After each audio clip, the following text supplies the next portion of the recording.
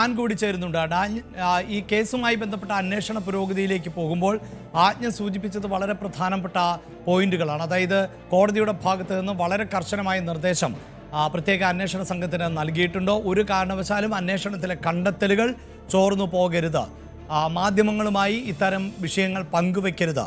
കേസിലെ ഒന്നാം പ്രതിയായിട്ടുള്ള ഉണ്ണികൃഷ്ണൻ പോറ്റിക്കും മാധ്യമങ്ങളുമായി വിവരങ്ങൾ പങ്കുവെക്കാൻ പറ്റാത്ത സാഹചര്യമാണുള്ളത്.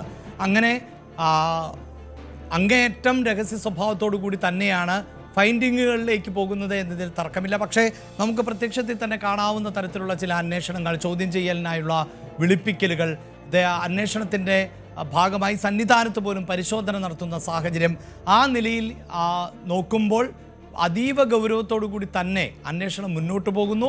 കോടതിയുടെ ഉത്തരവ് അതേപടി പാലിച്ചുകൊണ്ട്. അങ്ങനെയല്ലേ നമുക്കിപ്പോൾ മനസ്സിലാക്കേണ്ടത് ഡാൻ? അഭിലാഷ്, കേവലം ഒരു മോഷണ കേസിൻ്റെ അന്വേഷണം, ഒരു ഗൗരവതരമായ മോഷണ കേസിൻ്റെ അന്വേഷണം നടത്തുക എന്നതിനപ്പുറത്തേക്ക് ഇതിൻ്റെ ഒരു ഗൗരവം വർദ്ധിപ്പിക്കുന്നത് അല്ലെങ്കിൽ അതിൻ്റെ ഒരു സെൻസേഷണലായിട്ടുള്ള സ്വഭാവം തന്നെയാണ്. കാരണം ഇത് ലക്ഷക്കണക്കിന് ഭക്തരുടെ വിശ്വാസവുമായി കൂടി ചേർന്ന് നിൽക്കുന്ന ഒരു കാര്യമാണ്. അവിടെ അവരുടെ വിശ്വാസത്തെ വ്രണപ്പെടുത്തുന്ന തരത്തിലുള്ള ഒരു ഇടപെടൽ അല്ലെങ്കിൽ അത്തരത്തിലുള്ള വിവരങ്ങൾ പുറത്തേക്ക് വരിക എന്ന് പറയുന്നത് ഗൗരവതരമായ രീതിയിൽ അത് ബാധിക്കുന്ന ഒരു സാഹചര്യമാണ്. ആ ഒരു പശ്ചാത്തലത്തിൽ തന്നെയാണ് ഇതിൻ്റെ രഹസ്യാത്മകത പരമാവധി കാത്തു സൂക്ഷിച്ചുകൊണ്ടായിരിക്കണം കേസുമായി ബന്ധപ്പെട്ട അന്വേഷണവും തുടർ നടപടികളും എന്ന കാര്യത്തിൽ അന്വേഷണ സംഘവും കോടതിയും എല്ലാം ഉറച്ചു നിൽക്കുന്നത്. ഇതിൽ എടുത്തു പറയേണ്ടുന്ന കാര്യം, ഈ ഉദ്യോഗസ്ഥർക്ക് നേരത്തെ തന്നെ കോടതി നിർദ്ദേശം നൽകിയതാണ് മാധ്യമങ്ങളുമായി ഈ വിവരങ്ങൾ സംസാരിക്കരുത്, പങ്കുവെക്കരുത് എന്ന തരത്തിൽ. മാത്രവുമല്ല, ഇങ്ങനെ തെറ്റിദ്ധാരണ പരത്തുന്ന തരത്തിലുള്ള ചില വാർത്തകൾ അഭ്യൂഹങ്ങളായി ഉൾപ്പെടെ അത് പിന്നീട് വാർത്തകളായി പ്രചരിക്കുന്ന ഒരു പശ്ചാത്തലത്തിൽ തന്നെയാണ് ഇതുമായി ബന്ധപ്പെട്ട വാർത്തകൾ റിപ്പോർട്ട് ചെയ്യുന്നതിലടക്കം ജാഗ്രത പാലിക്കണം അല്ലെങ്കിൽ ഒരു സംയമനം വേണമെന്നൊരു നിരീക്ഷണം ഹൈക്കോടതിയുടെ ഭാഗത്ത് നിന്ന് ഉണ്ടായിരിക്കുന്നത്. എന്തായാലും ഈ കേസുമായി ബന്ധപ്പെട്ട് ഉണ്ണികൃഷ്ണൻ പോറ്റിയെ വിശദമായി ചോദ്യം ചെയ്തതിൽ നിന്ന് ഇതിനോടകം ലഭിച്ച വിവരങ്ങളുടെ അടിസ്ഥാനത്തിലാണ് മറ്റുള്ളവരിലേക്ക് അന്വേഷണം നീളുന്നത്. അതിൻ്റെ ഭാഗമായാണ് ഈ പോറ്റിയുടെ സാമ്പത്തിക ഇടപാടുകളെക്കുറിച്ച് കൃത്യമായ ഗ്രാഹ്യം ഉണ്ടാകുമെന്ന് അന്വേഷണ സംഘം തന്നെ വിലയിരുത്തുന്ന അനന്തസുബ്രഹ്മണ്യനെ ഇന്നലെ മണിക്കൂറുകളോളം പ്രത്യേക അന്വേഷണ സംഘം ഈഞ്ചക്കലിലെ ക്രൈംബ്രാഞ്ച് ഓഫീസിൽ വിശദമായി ചോദ്യം ചെയ്തത്. അതായത് ഇനിയും ആവശ്യപ്പെട്ടാൽ ചോദ്യം ചെയ്യലിന് ഹാജരാകണമെന്ന നിർദ്ദേശത്തോടെയാണ് അയാളെ പറഞ്ഞയച്ചിരിക്കുന്നത് എന്നാണ് നമുക്ക് ലഭിക്കുന്ന സൂചനകൾ. ഇപ്പോഴും ഈ 14 ദിവസത്തേക്കാണ് പോറ്റിയെ കസ്റ്റഡിയിൽ വിട്ടിരിക്കുന്നത്. പക്ഷേ ഈ ഗൂഢാലോചന നടന്നുവെന്ന് പോറ്റി മൊഴി നൽകിയിരിക്കുന്ന ബംഗളൂരുവിൽ ഉൾപ്പെടെ എത്തിച്ചുള്ള തെളിവെടുപ്പ് എപ്പോൾ നടക്കും എന്ന കാര്യത്തിൽ ഒരു വ്യക്തത കൈവന്നിട്ടില്ല. അതായത് മുരാരി ബാബുവും അതോടൊപ്പം സുനിൽകുമാറും ഉൾപ്പെടെയുള്ള ദേവസ്വം ബോർഡ് ജീവനക്കാരെ വിശദമായി ചോദ്യം ചെയ്തതിന് ശേഷമായിരിക്കുമോ അങ്ങനെയൊരു നീക്കത്തിലേക്ക്, തെളിവെടുപ്പ് ഉൾപ്പെടെയുള്ള കാര്യങ്ങളിലേക്ക് അന്വേഷണ സംഘം കടക്കുക, അതോ അതിനു മുമ്പ് തന്നെ അത്തരത്തിലുള്ള ഇടപെടലുകൾ അന്വേഷണ ഉദ്യോഗസ്ഥരുടെ ഭാഗത്തുനിന്ന് ഉണ്ടാകുമോ എന്ന കാര്യത്തിലേക്ക് ഒരു വ്യക്തത കൈവരാനുണ്ട്.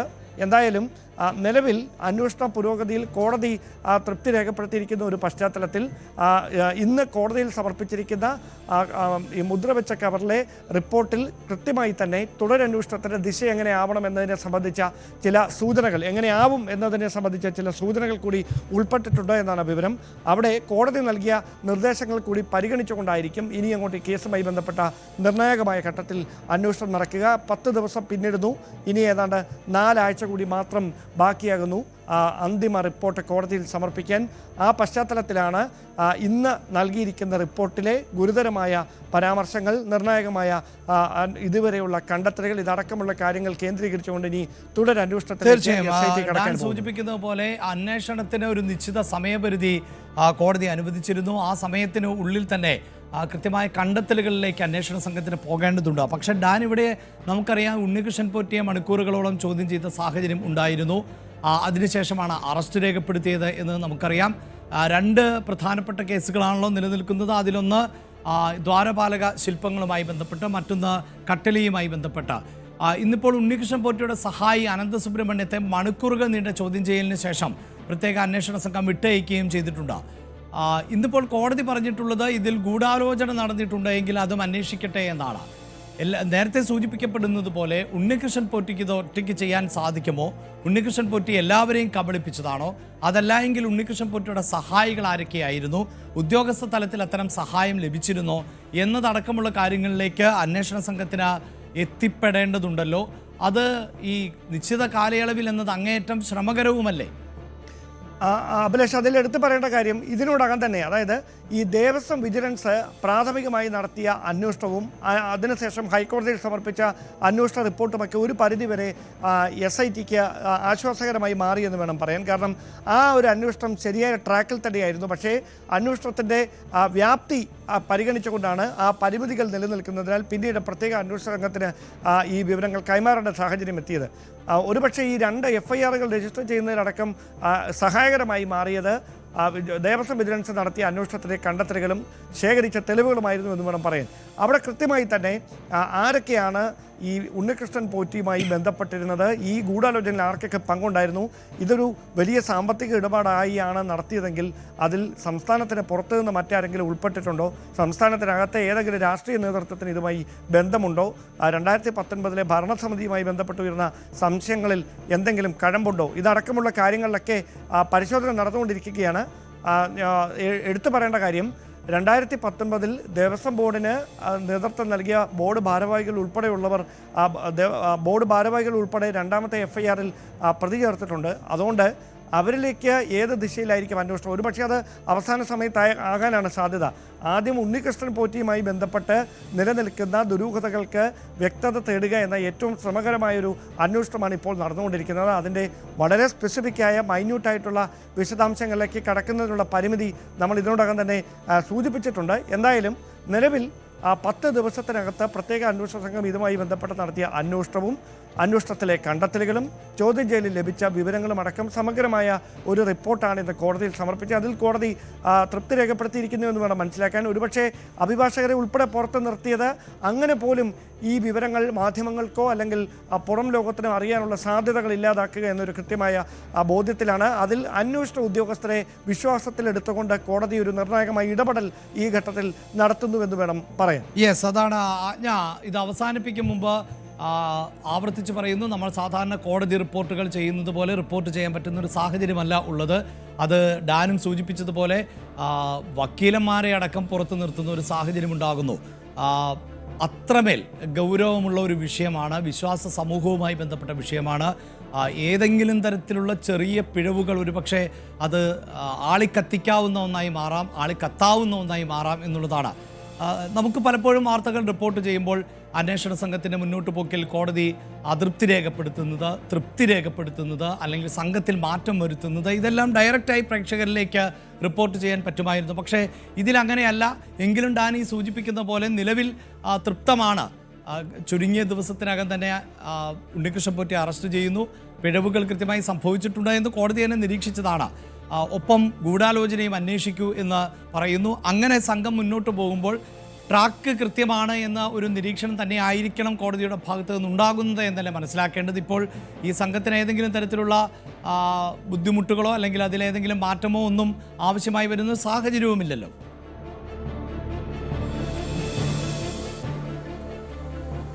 അഭിലാഷ്, 2 ആഴ്ച കൂടി സമയം നീട്ടി ചോദിച്ചിട്ടുണ്ട് SIT എന്നാണ് അറിയുന്നത്. എന്നിരുന്നാലും അഭിലാഷ് സൂചിപ്പിച്ചതുപോലെ അന്വേഷണ പുരോഗതി റിപ്പോർട്ട് വിലയിരുത്തിയ ശേഷം ഹൈക്കോടതി തൃപ്തി രേഖപ്പെടുത്തി എന്ന് തന്നെയാണ്, തൃപ്തി അറിയിച്ചു അന്വേഷണ സംഘത്തോട് എന്ന് തന്നെയാണ് മനസ്സിലാക്കുന്നത്. അത് പ്രത്യേകിച്ചും ഉണ്ണികൃഷ്ണൻ പോറ്റിയെ അറസ്റ്റ് ചെയ്തതുൾപ്പെടെയുള്ള കാര്യങ്ങൾ, അതുപോലെ അനന്തകൃഷ്ണനെ ചോദ്യം ചെയ്യാൻ വിളിപ്പിച്ചതുൾപ്പെടെയുള്ള കാര്യങ്ങൾ SIT കോടതിയിൽ ബോധ്യപ്പെടുത്തിയിട്ടുണ്ട്. ഇതുമായി ബന്ധപ്പെട്ട അനന്തകൃഷ്ണനെ ഈ ചോദ്യം ചെയ്യൽ ഉണ്ണികൃഷ്ണൻ പോറ്റിയോടൊപ്പം എത്തി ചോദ്യം ചെയ്തതും ഒറ്റയ്ക്ക് ചോദ്യം ചെയ്തതുമായുള്ള കാര്യങ്ങൾ ഉൾപ്പെടെയാണ്. അതേസമയം ഈ കോടതിയിൽ ബോധ്യപ്പെടുത്തിയിരിക്കുന്ന അത്തരം കാര്യങ്ങളാണ്. അത്തരം കാര്യങ്ങൾ കൂടി ഉണ്ടാകണം എന്നാണ് മനസ്സിലാക്കുന്നത്. പ്രത്യേകിച്ചും ഞാൻ പറഞ്ഞു, നമുക്ക് റിപ്പോർട്ട് കിട്ടുന്ന സാഹചര്യമില്ല, അതല്ലെങ്കിൽ റിപ്പോർട്ടുമായി ബന്ധപ്പെട്ട കാര്യങ്ങൾ പുറത്തുവിടരുത് എന്ന് കോടതിയുടെ നിർദ്ദേശം കർശനമായി ഉണ്ടായിരിക്കുന്ന ഒരു സാഹചര്യത്തിൽ ഇതുവരെയുള്ള ഡെവലപ്മെന്റ്സ് ആണ്, സാധ്യതകളാണ്. ഇതൊക്കെ മാധ്യമങ്ങൾക്ക് മുന്നോടി അനന്തകൃഷ്ണനെയും അതുപോലെ ഉണ്ണികൃഷ്ണൻ പോറ്റിയെയും ഒക്കെ ചോദ്യം ചെയ്യാൻ കൊണ്ടുപോയ കാര്യങ്ങളൊക്കെ നമുക്ക് വ്യക്തമായി അറിയാം. അത്തരം സാധ്യതകളാണ് ഉള്ളത് കോടതിക്ക് മുൻപാകെ. മാത്രമല്ല, ജസ്റ്റിസ് KT ശങ്കരന്റെ റിട്ടയർഡ് ജസ്റ്റിസ് ആണ്. അദ്ദേഹത്തിന്റെ നേതൃത്വത്തിൽ ഈ സ്വത്ത് വിവര കണക്കുകൾ അത് തിട്ടപ്പെടുത്തുന്ന ഒരു പ്രൊസീജിയർ ആരംഭിച്ചിട്ടുണ്ട്. അതുമായി ബന്ധപ്പെട്ടുള്ള പ്രൊസീഡിങ്സും നടക്കുന്നുണ്ട്. അതും ഇന്ന് കോടതിയിൽ അതുമായി ബന്ധപ്പെട്ടുള്ള അന്വേഷണ റിപ്പോർട്ടും കോടതിയിൽ സമർപ്പിച്ചിട്ടുണ്ട് എന്നാണ് മനസ്സിലാക്കാൻ കഴിയുന്നത്. ഈ ദ്വാരപാലക ശില്പങ്ങളുടെ മേലുള്ള പാളിയും കോടതിയുടെ നിർദ്ദേശാനുസരണം അത് വീണ്ടും ഫിക്സ് ചെയ്തിട്ടുണ്ട് എന്നുള്ള കാര്യവും സർക്കാരും കോടതിയെ അറിയിച്ചിട്ടുണ്ട്. അഭിലാഷ് സൂചിപ്പിച്ചതുപോലെ പ്രധാനപ്പെട്ട കാര്യം എന്ന് പറയുന്നത് സർക്കാർ അഭിഭാഷകരെയും അതുപോലെ ദേവസ്വം ബോർഡിന്റെ അഭിഭാഷകരെയും പുറത്തു നിർത്തിയിട്ടാണ് കോടതി പ്രൊസീഡിംഗ്സിലേക്ക് പോയിട്ടുള്ളത്. മാത്രമല്ല പുതുതായി കോടതി ഒരു കേസ് രജിസ്റ്റർ ചെയ്യുന്നു. കേസിൽ ഈ സർക്കാരും ദേവസ്വം ബോർഡും വിജിലൻസും മാത്രം കക്ഷികളാക്കിക്കൊണ്ടാണ് കേസ് രജിസ്റ്റർ ചെയ്തിരിക്കുന്നത്. മാത്രമല്ല ഈ ഉണ്ണികൃഷ്ണൻ പോറ്റിയെയും സ്മാർട്ട് ക്രിയേഷൻസിനെയും അതിൽ നിന്ന് മാറ്റിയിട്ടുണ്ട്. ഒരു തരത്തിലും ഒരു ലൂപ്പ് ഹോളും ഉണ്ടാകരുത്, ഇതുമായി ബന്ധപ്പെട്ടുള്ള വിവരങ്ങൾ പുറത്തു പോകാൻ എന്ന് കോടതി തീരുമാനിച്ചിട്ടുണ്ട്. അല്ലെങ്കിൽ അതിൽ കർശനമായ ഇടപെടൽ ഉണ്ടാകുമെന്നുള്ള കാര്യത്തിലേക്കുള്ള സൂചനകളാണ് കോടതി ഇത്തരത്തിലുള്ള നിലപാടുകളിലൂടെ ഇത്തരത്തിലുള്ള നടപടികളിലൂടെ നമുക്ക് മനസ്സിലാക്കാൻ കഴിയുന്നത്. പ്രധാനപ്പെട്ട കാര്യം നവംബർ 15 വീണ്ടും ഈ കേസ് പരിഗണിക്കുമ്പോൾ ഇതുമായി ബന്ധപ്പെട്ടത് കോടതിയിൽ മാത്രമാണ് അന്വേഷണ സംഘം റിപ്പോർട്ട് ചെയ്യേണ്ടത്, കോടതിക്ക് മുൻപാകെ മാത്രമാണ് എന്നും നിഷ്കർഷിച്ചിട്ടുണ്ട്. അതുകൊണ്ട് തന്നെ ഇതുമായി ബന്ധപ്പെട്ട ഏത് ഡയറക്ഷനിലേക്ക് പോകണമെന്നുള്ള കാര്യം പ്രധാനമായും കോടതി നിർദ്ദേശിച്ചിട്ടുണ്ട്. ഒരു പ്രധാനപ്പെട്ട കാര്യം ശ്രദ്ധിക്കേണ്ടത് ഇതുമായി ബന്ധപ്പെട്ട ദേവസ്വം ബോർഡിന്റെ കാര്യങ്ങൾ അല്ലെങ്കിൽ അയ്യപ്പന്റെ അതല്ലെങ്കിൽ ദൈവങ്ങളുടെ കാര്യങ്ങൾ എപ്പോഴും അതുമായി ബന്ധപ്പെട്ട കാര്യങ്ങൾക്ക് ഉത്തരവാദിത്വം ഹൈക്കോടതിക്കാണ്. പ്രത്യേകിച്ചും ദൈവങ്ങൾ മൈനറാണ് എന്നൊരു കോൺസെപ്റ്റിലാണ്. അതുകൊണ്ട് ദൈവങ്ങളുടെ സ്വത്ത് വിവരങ്ങളുമായി ബന്ധപ്പെട്ടുള്ള കാര്യങ്ങൾ കൈകാര്യം ചെയ്യേണ്ടുന്നത് ഹൈക്കോടതിയുടെ അറിവോട് കൂടിയിട്ടായിരിക്കണം. ദേവസ്വം ബോർഡിനെ സംബന്ധിച്ച് തിരുവിതാംകൂർ ദേവസ്വം ബോർഡിനെ സംബന്ധിച്ച് തിരുവിതാംകൂർ ദേവസ്വം ബോർഡിന്റെ ദേവസ്വം കമ്മീഷണറിന്റെ റിപ്പോർട്ടിന്റെ അടിസ്ഥാനത്തിലായിരിക്കും ഇത്തരം കാര്യങ്ങൾക്ക് ഹൈക്കോടതി അനുമതി നൽകുക. അതുകൊണ്ട് തന്നെ ഈ അന്വേഷണ പുരോഗതി റിപ്പോർട്ട് ഉൾപ്പെടെയുള്ള കാര്യങ്ങൾ അന്വേഷണ സംഘത്തെ കോടതി നിയോഗിക്കുമ്പോൾ ദേവസ്വം വിജിലൻസ് ഓഫീസറുടെ റിപ്പോർട്ടിന്റെ അടിസ്ഥാനത്തിലാണ് ഇത്തരത്തിലൊരു അന്വേഷണ സംഘം രൂപീകൃതമാകുന്നതും 10 ദിവസങ്ങൾക്ക് മുൻപ് ഈ അന്വേഷണം ഈ സംഘത്തെ ഏൽപ്പിക്കുന്നതുമായ സാഹചര്യം ഉണ്ടായത്. അത് കൃത്യമായി കോടതിയെ തന്നെ അറിയിക്കണം. മാധ്യമങ്ങൾക്ക് ഇതുമായി ബന്ധപ്പെട്ടുള്ള രഹസ്യ വിവരങ്ങൾ പോകരുത്. അങ്ങേയറ്റം കോൺഫിഡൻഷ്യലായി തന്നെ അന്വേഷണം മുന്നോട്ട് പോകണം. അതാണ്, അതായത് ഇത്രമേൽ ഗൗരവമേറിയ ഒരു കേസാണ്. നേരത്തെ ഡാൻ സൂചിപ്പിക്കുന്നത് പോലെ തന്നെ ഈ കേസിന്റെ സ്വഭാവം എന്നത് അതൊരു കേവലമായ മോഷണം അല്ല, വിശ്വാസി സമൂഹത്തെ നൊമ്പരപ്പെടുത്തിയിട്ടുള്ള ഒരു സംഭവമാണ്. അതുകൊണ്ട് തന്നെ ഇതിൽ പ്രതികളായി വരുന്നവർ, ഇതിൽ പിഴവ് സംഭവിച്ചവർ ആരൊക്കെ എന്നത് വളരെ പ്രധാനപ്പെട്ട ഒന്നായി മാറും. അതുമാത്രവുമല്ല, വലിയ തോതിൽ മതവികാരങ്ങളെ അടക്കം വ്രണപ്പെടുത്താൻ സാധ്യതയുള്ള കണ്ടെത്തലുകളിലേക്കൊക്കെ പോകുന്നുവെങ്കിൽ അതും വരും ദിവസങ്ങളിൽ വലിയ തോതിൽ ചർച്ച ചെയ്യപ്പെടുന്ന സാഹചര്യം ഉണ്ടാകും. അതുകൊണ്ട് തന്നെയാണ് അങ്ങേയറ്റം സൂക്ഷ്മമായി ഈ വിഷയത്തെ കോടതി നിരീക്ഷിച്ചുകൊണ്ടേയിരിക്കുന്നത്.